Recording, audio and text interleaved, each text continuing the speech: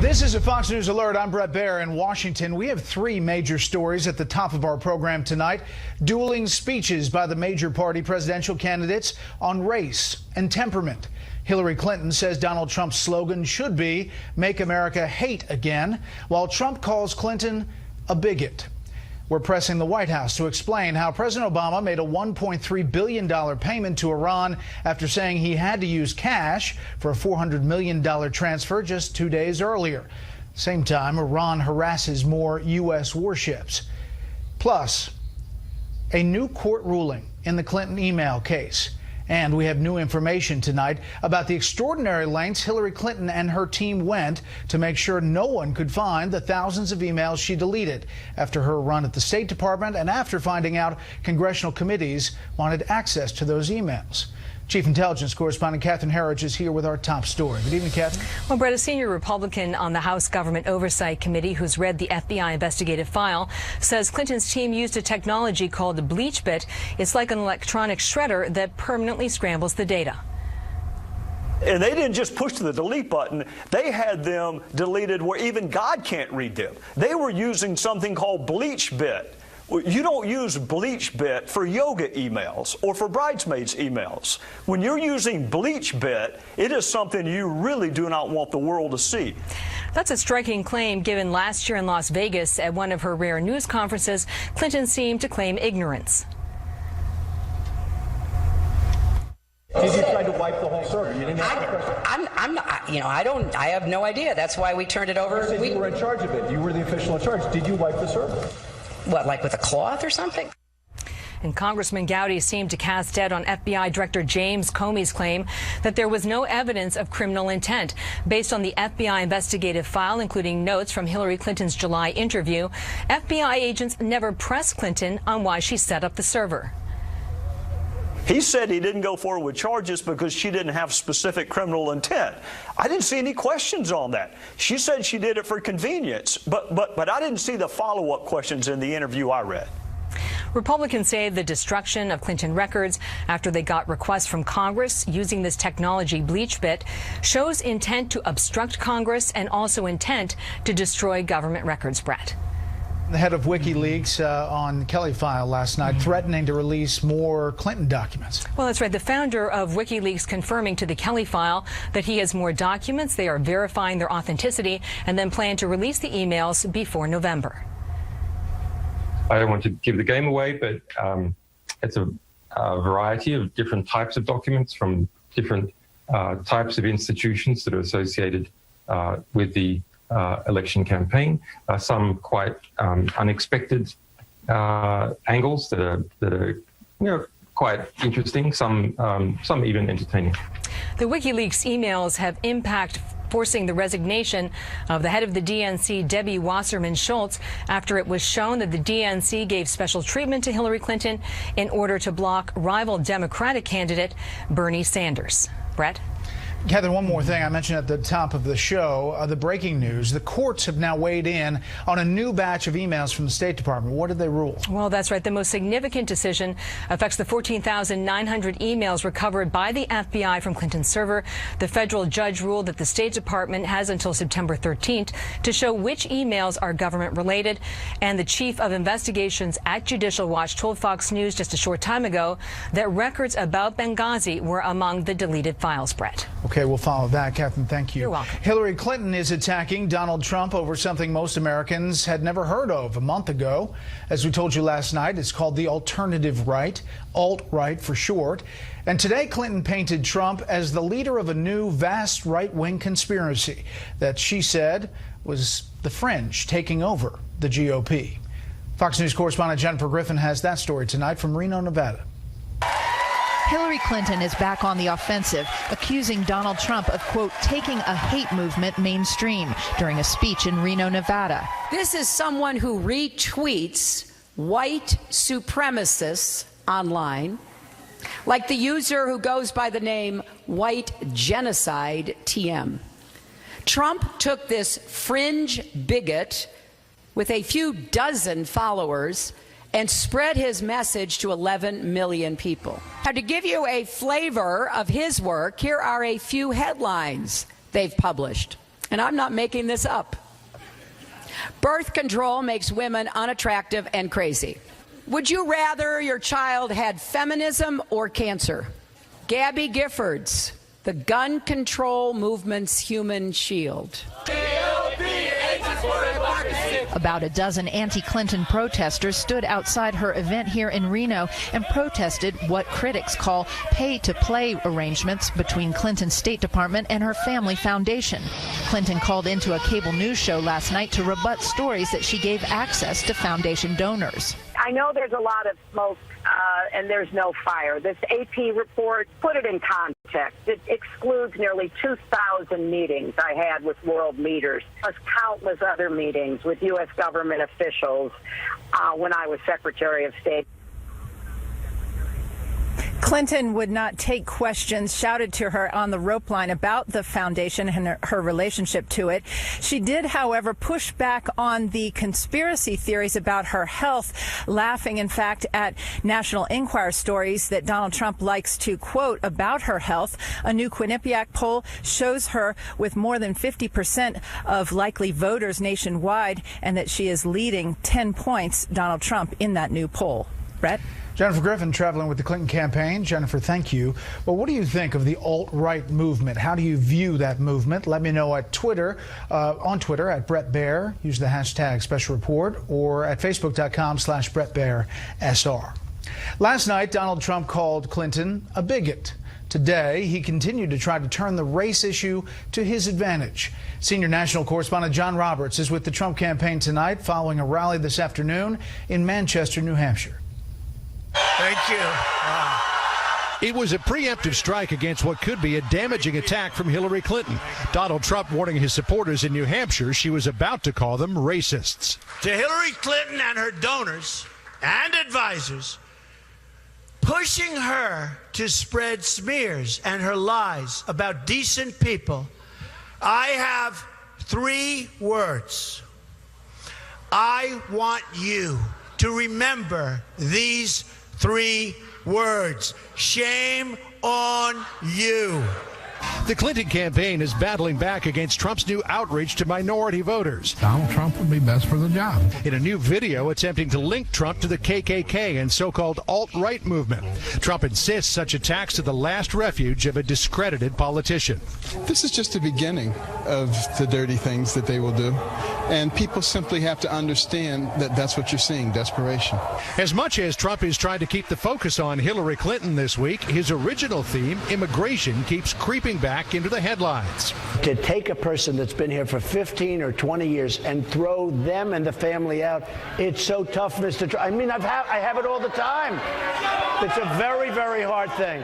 Trump's self-described softening on what to do about the millions of people who have entered the country illegally stands in sharp contrast to what he said about his opponents in the primary campaign. The weakest person on the stage by far on illegal immigration is Jeb Bush. He is so weak on illegal immigration, it's laughable, and everybody knows it. The pivot on immigration provoked howls from some of those opponents. An ally of Ted Cruz told Fox News today Trump's shifting on this issue is no different than if Ted Cruz were to come out in support of Obamacare. It's a complete reversal on the promise he made to the primary voters who elected him. And this from Jeb Bush. All the things that Donald Trump railed against, he seems to be morphing into. It's kind of disturbing. Even Trump's most staunch supporters seem alarmed by the change, and it has failed to silence his detractors. A group of undocumented immigrants protested at Trump Tower today. A shouting match erupted as Trump supporter Pastor Mark Burns arrived for a roundtable on minority outreach. Can you tell me why you support racists? You support me and my family being deported from this country? I would support you want my mother and my little sister to be separated? Just because you are loud, so do you want my and mother? Just because you are talking louder than me don't make you right. The Clinton campaign is clearly alarmed by Donald Trump's new outreach to minority voters. Since he undertook that pivot, his poll numbers in places like battleground North Carolina have now moved from outside to well within the margin of error. And Trump will very soon embark on a tour of inner cities in places like Detroit and Cleveland to talk about things that are very important to African-American families, including charter schools and economic empowerment zones. Brett? John Roberts with the Trump campaign in Manchester, New Hampshire. John, thank you. And just to go to show you the end of the road is coming soon. Members of the Trump and Clinton teams met today with White House officials as part of the transition process. Among the topics, the administration's transition activities to date, including an overview of agency planning efforts, GSA-led transition team support, emergency preparedness, personnel onboarding processes. Yes, it keeps going. Upcoming milestones for the teams that will take over the White House. New charges of hypocrisy are swirling around the Clinton campaign tonight. They have to do with Hillary Clinton's condemnation of for-profit universities in general and Trump University in particular. Chief Washington correspondent James Rosen tells us tonight the Clinton Foundation and the Clinton family directly have made a lot of money from for-profit education. Hillary Clinton's official schedule for August 17, 2009 lists a small private dinner at the State Department closed to the press for experts in higher education. 2 weeks earlier, according to an email first disclosed by the website Inside Higher Ed, Mrs. Clinton emailed Chief of Staff Cheryl Mills ordering her to invite someone from the institution that the secretary called the fastest growing college network in the world, Laureate University, started by Doug Becker, who Bill Clinton likes a lot. It's a for-profit model that should be represented. Laureate has also donated between $1 and $5 million to the Clinton Foundation. The schedule shows Mills complied and that the dinner was attended by Laureate's senior vice president, Joseph Duffy, who had once awarded President Clinton an honorary doctorate. 8 months after Mrs. Clinton's private dinner, Laureate, which operates 84 schools in 30 countries, hired former President Clinton as honorary chancellor, a job that saw him traveling to locales like Madrid and touting the company alongside VIPs like Prince Philippe of Spain. The job paid Mr. Clinton $17.6 million over 5 years, and he stepped down from it. I'm running for president. 12 days before his wife launched her campaign for the White House. It clearly shows that she intervened on behalf of a for-profit organization, and within months, her family personally benefited to the tune of, well, over $17 million. That's a lot of money. They got wealthy off of what appears to be her intervention and including this organization in a very exclusive club. In a statement, Laureate said the former president visited 19 Laureate campuses in 14 countries across a 5-year term that expired when it did by previous arrangement. The State Department said it couldn't say what was going through Mrs. Clinton's mind when she made a point of including Laureate at the 2009 dinner. The State Department regularly engages with a range of academics, NGOs, think tanks, business leaders, speakers, commentators on a range of issues. A spokesman for the Clinton campaign told me any linkage of Laureate's hiring of the former president and Secretary Clinton's private dinner is, quote, absurd. The campaign adds the fact that Mrs. Clinton has taken a tough stand on some for-profit colleges acting in a predatory way, saddling students with debt, shows, Brett, that she did not allow her husband's contract with Laureate to influence her policy decisions. Okay, James, thank you. While former President Bill Clinton says his family's foundation will no longer accept corporate and foreign donations if his wife becomes president, there is already a possible exception. The Clinton Health Access Initiative has not yet decided whether it will cut off that major source of its funding. Also tonight, Chelsea Clinton does not plan to follow in her father's footsteps and resign from the foundation board if her mother wins in November. Tensions in the Persian Gulf on the rise tonight. New confrontations between the U.S. Navy and vessels from Iran, adding to a growing list of Iran's provocative actions against the U.S. But this time, shots were fired. Correspondent Kevin Cork has the latest tonight from the White House. Good evening, Kevin. Hey, good evening to you, Brett. You're right. The latest in a long list of provocations by the Iranians. As you pointed out, the USS Squall firing 3 warning shots at an Iranian vessel that engaged the U.S. patrol. And by last reports, that patrol was about 200 yards away from the Iranians when they were forced to fire those warning shots. Now, as you pointed out, this is not the first time we've heard about this, not even this week, if you can believe it. There was another engagement that happened on Wednesday when 4 Iranian boats came within 300 yards of the USS Nitz. U.S. officials say the Iranians were acting in an unprofessional and unsafe manner in that instance as well, Brett. All right, Kevin, there's questions about the president's comments regarding the pallet of $400 million of cash sent to the Iranian regime back in January and then the subsequent U.S. payments to the Islamic Republic. What can you tell us about all that? Well, listen, the senior administration officials are telling me tonight the president didn't lie when he said the administration had to send $400 million in cash to the Iranians because we don't have an existing banking relationship with them. That was supposed to be the initial payment to pay Iran back for that money that they spent here in the States back in 1979. A deal fell through. Of course, you and I have talked about that at length. But what's interesting is that question became relevant because it was later revealed in reporting by the New York Sun and the AP that the administration was able to utilize a central bank to make 14 payments totaling $1.3 billion to the Iranians. Now, we don't know if that ultimately took the form of cash or check or an EFT, electronic funds transfer. But here's what the president said about the cash payment back on August 4th. The reason that we had to give them cash is precisely because we are so strict in maintaining sanctions, and we do not have a banking relationship with Iran, that we couldn't send them a check. And we could not wire the money.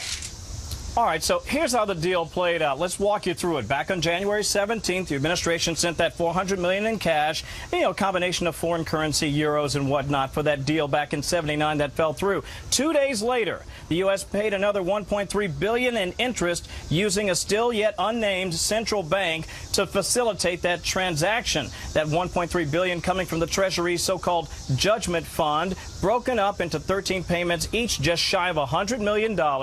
Still no details, by the way, about that 14th payment worth $10.4 million. We also don't know how those funds were distributed. Was it cash? Was it a check? We don't know because the White House tonight refuses to say. We haven't been as specific about the mechanism of the payment for the $1.3 billion in interest, other than to say that we had a similar arrangement with a central bank, also unnamed, to move money from the judgment fund to complete the commitments that we'd made in the context of this financial settlement. Obviously, a number of questions remain tonight, Brett, most notably, why not name the central bank? And what about that last payment for $10.4 million? Questions that remain unanswered tonight. Brett? Questions will stay on. Kevin, thank you.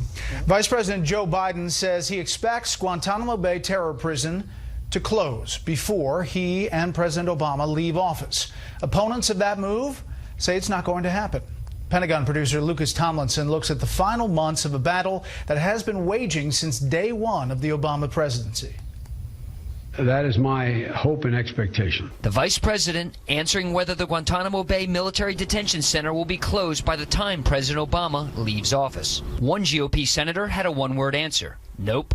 Critics say only hardcore jihadists are left at the controversial facility, some who could potentially return to terrorism. President Obama's own Guantanamo Review Task Force determined that most of the remaining detainees were too dangerous to transfer. And right now what's happening is that a lot of these detainees who were supposed to be tried or held indefinitely are now being approved for transfer. Earlier this month, the Pentagon transferred 15 detainees from Gitmo to the United Arab Emirates, the largest transfer under President Obama to date. Of the nearly 800 prisoners held at Gitmo since 2001, 61 remain, 20 now eligible for transfer. The Republican chairman of the House Armed Services Committee reacted to the vice president's comments in a statement to Fox News, quote, "The only people who want to bring terrorist detainees to our shores are President Obama and Vice President Biden. That is the reason that bipartisan majorities have consistently acted to prevent them from being transferred here." The Pentagon spokesman says the defense secretary knows some individuals must remain in custody. There are some detainees at Guantanamo who absolutely should not be released, and he has no plans to release them. But he also believes that it can be done safely and perhaps more economically to house those detainees in a facility here in the United States. This week, Abu Zubaydah faced an interagency review board similar to a parole hearing. He is considered a high-value detainee because of his close ties to Osama bin Laden and other high-ranking al-Qaeda leaders. His profile sheet says he was, quote, generally aware of the impending 9/11 attacks, and some of his former colleagues continue to engage in terrorist activities. The review board will determine Abu Zubaydah's fate in the coming months. Brett? Lucas Tomlinson at the Pentagon. Lucas, thank you. More on this with the panel. Up next, what if Bernie Sanders held a revolution and nobody stayed? First, here's what some of our Fox affiliates around the country are covering tonight. Fox 19 in Cincinnati, where 3 people have died and more than 60 heroin overdoses this week. On average, 2 deaths and 20 overdoses are reported per week in Hamilton County. Authorities are trying to determine if they are linked to a particularly potent batch of the drug.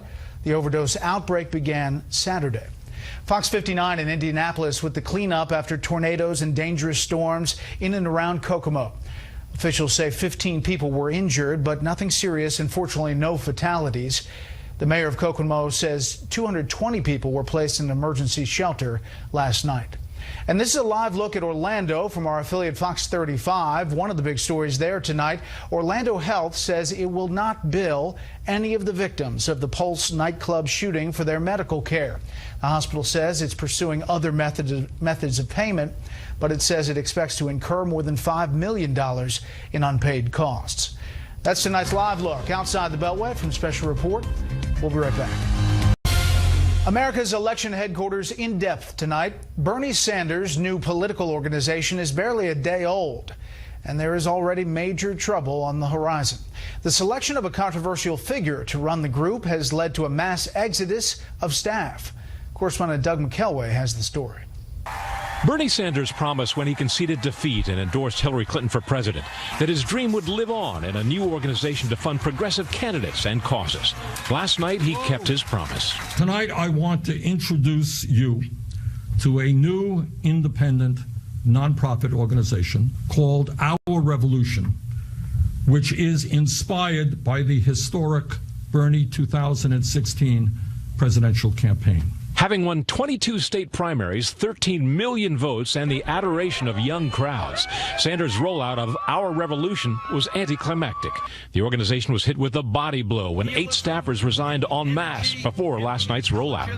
Sanders set up Our Revolution as a tax-exempt 501c4, which allows it to raise big donations from anonymous sources, so-called dark money, something that staffers may have felt run against Sanders' small donation ethos and which may be illegal. If you or I wanted to get involved in mostly issue advocacy but some candidate election work, we could set up a C4. But Senator Sanders is different. He's a federal office holder. We have laws that are intended to prevent corruption of federal office holders. But staffers may also have been rattled by the appointment of Jeff Weaver, the former Sanders campaign manager, to head the new organization. The New York Times reported that Our Revolution employees accused Weaver of, quote, wasting money on television advertising, and that he mismanaged campaign funds and failed to effectively target voters. Weaver, who once described Sanders as a champion of truth, justice, and the American way, owns a comic book store in Falls Church, Virginia. He did not respond to our request for an interview. Sanders' reputation has taken some other dings. The Vermont GOP is asking for an investigation of his allegedly exceeding Vermont's $1,500 contribution limit for state Senate races. Senator Sanders, who preaches against big money in politics, has used his 5 million strong list in order to totally skew a local Senate race. He ended up inserting a record-setting amount of money into this local race. The senator and his wife also just made a cash purchase of a $600,000 vacation house, his third. Neither Sanders nor Our Revolution responded to our request for a comment. Our Revolution has already 61 candidates lined up on its website for financial support. They include candidates for city councils, mayoralties, state representatives, 12 candidates for the U.S. House, and 1 for the U.S. Senate, that being Russ Feingold of Wisconsin. Brett? Doug, thank you.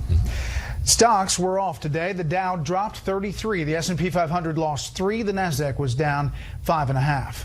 Officials in Brazil's Justice Department want a word with American swimmer Ryan Lochte. A police official tells Fox News Lochte will be summoned to give testimony back in Brazil. Lochte has apologized for what he termed an over-exaggeration of an incident at a Rio gas station. He initially said he and 3 others were robbed at gunpoint. Surveillance video indicated the 4 swimmers had a confrontation with armed security guards. The ground is still shaking in central Italy, and that is making rescue efforts following yesterday's deadly earthquake even more difficult. And time to find survivors is running out. Correspondent John Huddy reports again tonight from Italy. Hello, John. Yeah, well, Brett, the ground has literally been shaking. As you said, there have already been several tremors earlier this evening, now into the overnight hours, creating more concerns among those that continue to search for survivors. And I want to show you this, the pile, the debris, the bricks, the mortar, the concrete continues to pile up as the search efforts also continue. And if you follow me down here quickly, you can see some of the excavators here with the grapplers digging, slowly pulling away some of the concrete and the chunks there, looking for people. But Brett, the chances of finding people buried beneath the rubble alive are seemingly decreasing by the hour. A child's school books lay among the debris of what was once an apartment complex in the Italian village of Amatrice. It was destroyed by the 6.2 magnitude earthquake early Wednesday morning. Search and rescue teams continue to dig for survivors as people anxiously wait and hope for some sign of life. Like the 10-year-old girl rescue teams pulled from the rubble last night. The few tales of survival. Today, some people were briefly allowed back into their homes to collect valuables, like those in the small town of Pescara del Tronto, also decimated by Wednesday's earthquake, with much of it looking like it was ground into ash. This man said his family was too afraid to return home, sleeping in his car instead. Like so many others, they fear another massive earthquake, their fears heightened by the constant aftershocks. A strong 4.3 magnitude tremor struck central Italy again today, sending rescuers scrambling in Amatrice, warning journalists and bystanders to leave the base of the mountainside town immediately because it was crumbling. And back here on the ground in Amatrice, Italy, you can see the excavator slowly pulling away the concrete. This has been really the scene since Wednesday morning, Brett. What they do is they'll go in, they'll remove some of the debris, they'll stop. The crews will go in there and try to call out, see if they hear any sign of life. But again, the chances of finding somebody continue to decrease by the hour. Now, as we go into the third day of searching, we're getting to that critical 72-hour mark. Still, there's a lot of hope, and officials are quick to point out that back in 2009, after a major earthquake here in central Italy, they did find somebody after 72 hours being tracked beneath the rubble. So hope remains. Time is of the essence, however, and time is running out. And let me show you this real quick, Brett, before I sign off. They have a lot to work with. This used to be, as I showed, an apartment complex. Well, now you see the devastation that it's become. Brett. John Huddy live in Italy early Friday morning. John, thank you. The terror attack against the American University in Afghanistan was much worse than we initially were led to believe. Correspondent Connor Powell has the tragic numbers tonight from our Middle East newsroom. As students gathered for classes at Afghanistan's most prestigious university Wednesday night, 3 militants stormed a rear gate. The first attacker detonated a car bomb. Then 2 more rushed in with guns, shooting randomly at the more than 700 Afghan students and their international teachers gathered at the U.S.-sponsored university. Some students managed to escape when they heard the gunfire. We didn't feel good and safe, so therefore we jumped from the second floor and escaped to the gateway. While other students who remained trapped inside the school for 9 hours as the fighting continued texted their loved ones. She was just worrying and crying, and she was telling me that please pray for me because maybe this is my last time that I talk to you. At least 13 people were killed, including 7 students, 1 professor, multiple security guards, and the assailants. More than 30 individuals were injured. Among the dead, Naqib Ahmad, a Stanford University educated lawyer who recently returned to Kabul to teach. The Obama administration condemned the attack. An attack on a university is an attack on the future of Afghanistan. This latest bloodshed comes as the security situation in Afghanistan continues to worsen. The Taliban, who have not claimed responsibility for the university attack, have, however, seized control of several key areas in Helmand Province.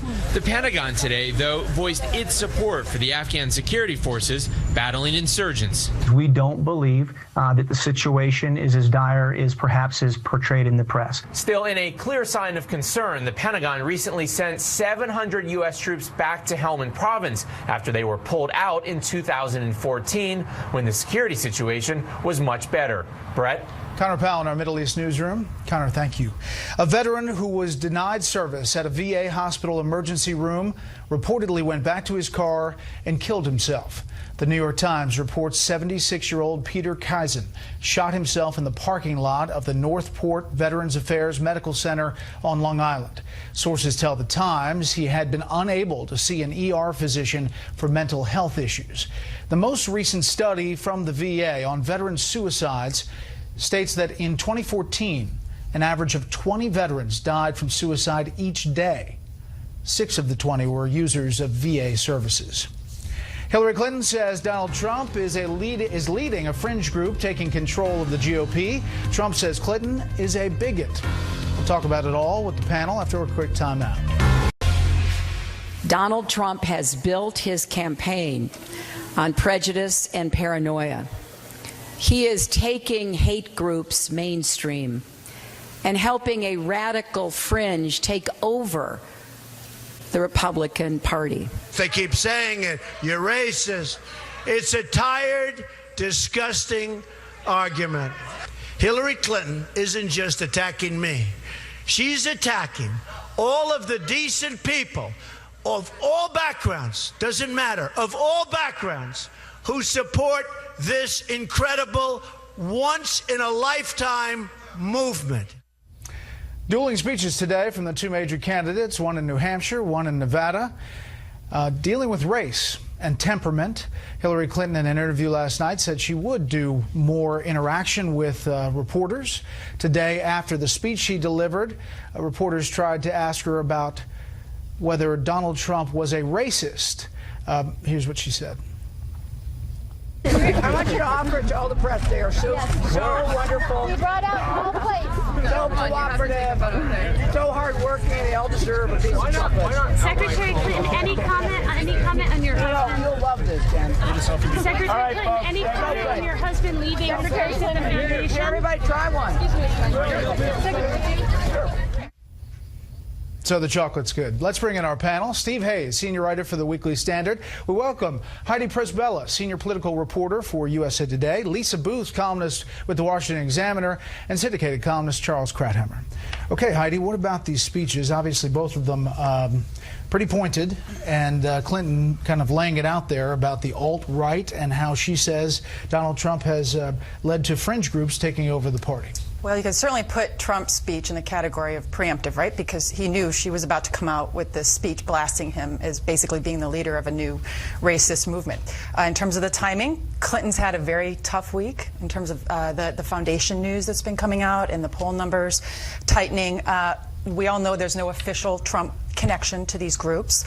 At the same time, he's leaving her this opening. He's leaving her this opening because he's not doing what John McCain did in 2008, which is when an issue comes up about accusing Obama of being Muslim or whatever, he's not specifically disavowing that like McCain did. And whether he knew that the tweets were coming from white supremacist groups or not, he's not, drawing that line and repudiating them. And I think that the reason why is that there's also political risk in that, right? He'd inoculate himself from what she's accusing him of, but at the same time, it's real that there are these groups out there supporting him. There were some of them running around at the convention, and there's an opportunity cost to also slapping them in the face. Yeah, and Clinton camp is out with a web ad video, Lisa, that connects KKK members who say they support him, and kind of goes on and cites David Duke and others. What about this from the Trump perspective? Well, yeah, I mean, look, I think those are pretty weighted attacks, and obviously is not something he wants to face. But look, when I think saying the word bigot, I think, is a little bit of a bridge too far. But when he says that Clinton sees people as sees people as color, only as votes and not as human beings worthy of a better life, I think that line of attack is smart, because if you equate that with the fact that black Americans living below the poverty line has increased, real household income for black Americans have decreased, workforce participation has dropped for African Americans, that's a stronger line of attack. But politically, what I think is interesting is the fact, typically the conversations regarding minority voters stems with Hispanics, but I think it's interesting to look at African American voters and the focus of both Hillary Clinton and the Trump campaign. 538 did a really interesting analysis about a year ago regarding the African American vote, saying that if it returned to pre-Obama levels of turnout and partisanship, Democrats would lose Florida and the overall margin of victory would be cut in half in Ohio and Virginia. Charles, I mean, will this day, these speeches, have an effect on an electorate that seems like it's getting to a decision?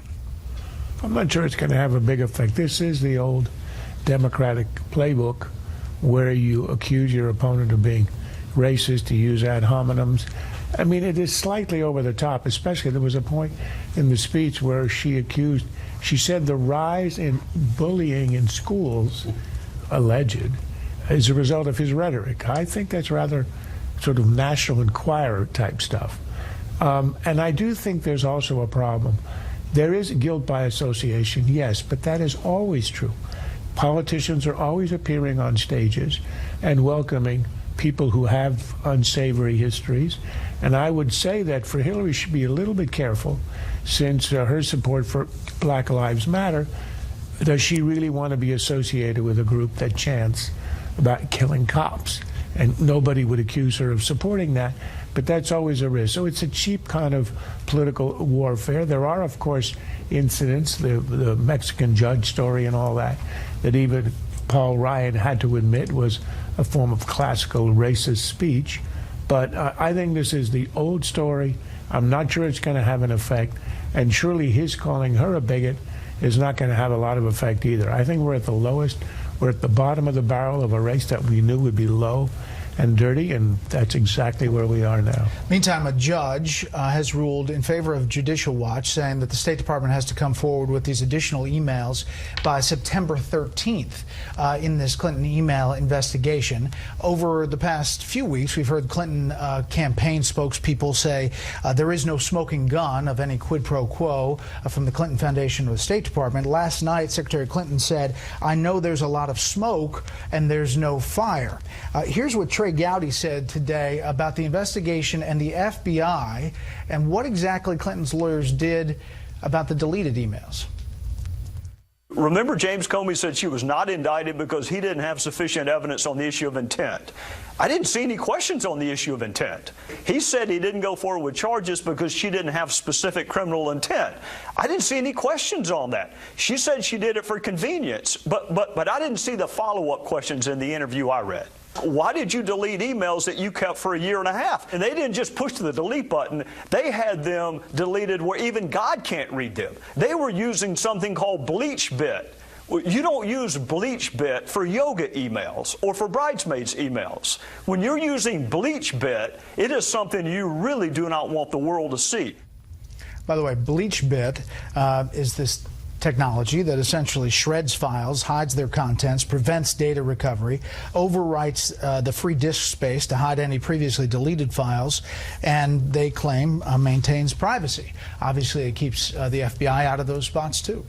Yeah, and I think that's an important point that Trey Gowdy just made. There are apparently other details of just what lengths the Clinton team, the Clinton lawyers and others, went to make sure that nobody would ever see these emails that they had decided to, that they had control of, that they had decided to delete. And I think that's a significant point, in part because of the context in which this whole discussion takes place. When you have Hillary Clinton, who didn't secure her emails during the time that she was Secretary of State, or for, as Gowdy points out, for the year and a half after she left office, suddenly when she learns that Congress and other government agencies are interested in seeing them, decides to go to these extreme measures, I would say extraordinary measures, to make sure that nobody will ever read them again, I think is suggestive. And it goes back to the press conference that James Comey gave on July 5th, where he said he made two statements within moments of one another that were basically in tension, where he says, on the one hand, we have no evidence that they did any of this on purpose, that they were trying to hide anything. And then just moments later, he said, but the lawyers took these pretty extraordinary steps to make sure that we couldn't do any forensic recovery. And I think we're likely to see that tension between those two statements and the intent question that Trey Gowdy raised get a lot more attention here in the coming days. All right, Quinnipiac is out with this poll, Heidi, and if you look at question 6, which is the honest and trustworthy question, would you say that Hillary Clinton is honest? Quinnipiac has yes, 20%. Is that? Oh, that's independent votes, 20%, 29% all likely voters, 66 not honest. This falls into that category. Donald Trump, obviously, his numbers are upside down as well. It does, although I think her numbers had been hovering around 60. His numbers had been hovering around 60. So I think this is evidence that this latest round of controversy over the foundation is hurting her. It's hurting her numbers. We never thought that she would necessarily recover in the span of this election, but what we're seeing is that this is going backwards for her as well. And I think that it just, it's an example of just how the Clintons, throughout all of these controversies, like with the creation of the server or the Wall Street speeches, have these completely self-inflicted, ethics-related wounds that they just don't have an ability to perceive beforehand how it's going to be perceived by the public. They think, in the case of the foundation, we're doing something that is for a good cause. We're doing this for charitable reasons, and therefore it's okay to kind of skate on the edges of what's normally permissible or acceptable in terms of the conflict of interest. The campaign, I think, believes that this speech today puts her back on track, but we'll see if it has that influence in the polls. Next up, Donald Trump and immigration, his former opponents speaking out on his change of tone. Well, I can only say that whatever his views are this morning, they might change this afternoon, and they were different than they were last night, and they'll be different tomorrow. Sounds like a typical politician, by the way, where you get in front of one crowd and say one thing and then say something else to another crowd that may want to hear a different view. All the things that Donald Trump railed against, he seems to be morphing into. It's kind of disturbing. Former Florida Governor Jeb Bush, who essentially lost primarily on the issue of immigration in the primary against Donald Trump, talking today for the first time about this change in tone and words being used by Donald Trump. We're back with the panel. Lisa, I mean, this is, just listening to what Trump said to Sean Hannity last night, I mean, it is completely different than what he said on the primary campaign trail. And listen to Jeb Bush there. He was the recipient of the attacks.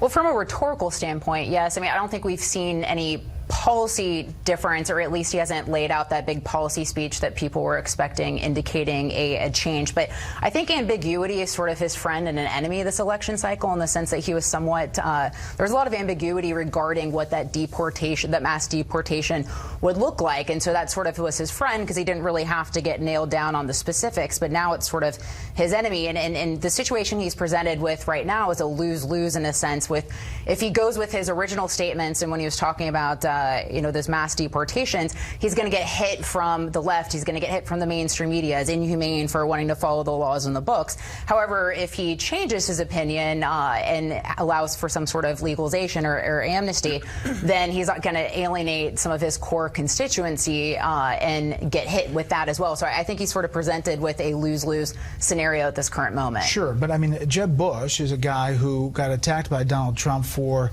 saying it was an act of love for not to split up families, and Trump hammered him on the debate stage. I remember it. I was there. Jeb is absolutely right. This is the position of the Gang of Eight. The position that we've now heard adopted by Trump is the position of Rubio, and Jeb, you could even say Chuck Schumer. And to say this is ambiguity, I think is not quite right. There's nothing ambiguous about wanting to have a deportation force to expel 11 million people. He was He was very clear about that again and again. He didn't have specifics because he never has specifics for anything. But that was his position. His position is not that today. You watch him on Hannity, he's saying, you know, the people have been here 20 years. You don't want to kick them out. They've got children. They have roots. This is exactly the argument that the softliners on immigration have been taking, and that Trump had denounced and beyond denouncing, ridiculed. Remember, he once said, if I went out on Fifth Avenue and I shot somebody, I wouldn't lose any supporters. Well, now it's if I went out and completely reversed position on immigration, which was the central issue in my campaign, I wouldn't lose anybody. Well, let's see whether that's true. But does he want to do this, Steve? Is this part of this grand plan in the campaign, considering that he's not going to lose those people because they've already hardened against Hillary Clinton and they're motivated to vote for him? I think he could lose some of those people. I was talking to a senior Republican in Iowa who was very supportive of Donald Trump, but is passionate about this issue, about immigration in particular, who said, look, this is why people came to him initially. I mean, this is the big argument for him. I mean, part of it was strength, part of it was the way that he talked, but people supported him because he was strong on immigration. He was stronger than Ted Cruz. He fought Marco Rubio. He went after Jeb Bush again and again and again. That's what Donald Trump did, and it caused some of his support. I don't think these people are suddenly going to turn and vote for Hillary Clinton, but if it dampens their enthusiasm, you look at the support that he's got for Republicans already, it's between 75 and 80%, whereas Hillary Clinton's getting 90% of the Democrats. And just to the earlier point, rhetoric in a presidential campaign is policy. I mean, we don't need to wait for a presidential speech. I mean, this is what he's doing every time he speaks, is he's making new policy, and this is a full flip-flop. I mean, not just on the deportation force, but as you suggest, what he outlined last night sounds very similar to the position that Jeb Bush ran on in the primaries that Trump went after him on, and the Gang of Eight. Quickly, when you look at these polls, and there is a trend here, Heidi, is this race starting to harden before Labor Day? I mean, are we starting to get to the point where we kind of know the framework of this race? I think it is, just out of the fact that this is the natural ebb and flow of a campaign, that they start to harden, the numbers start to harden after the conventions. I think that Donald Trump, being the underdog, however, has both a big challenge but also an opportunity in terms of the debates, and I think that's what we'll have to keep our eyes on, is, you know, what kind of Donald Trump shows up to this debate. September 26th. Should be fun. Panel, thank you. That's it for the panel. But when we come back, we will celebrate the National Park Service's 100th birthday. Finally tonight, the National Park Service is celebrating its 100-year anniversary, being founded on this day in 1916 during President Woodrow Wilson's administration. Parks, as you look here, gorgeous, spread out over 84 million acres across our country, with a total of 59 national parks. In celebration, there is free admission to all 412 national parks until Sunday. That's it for this special report. Fair, balanced, and unafraid. Kimberly Guilfoyle in for Greta right now.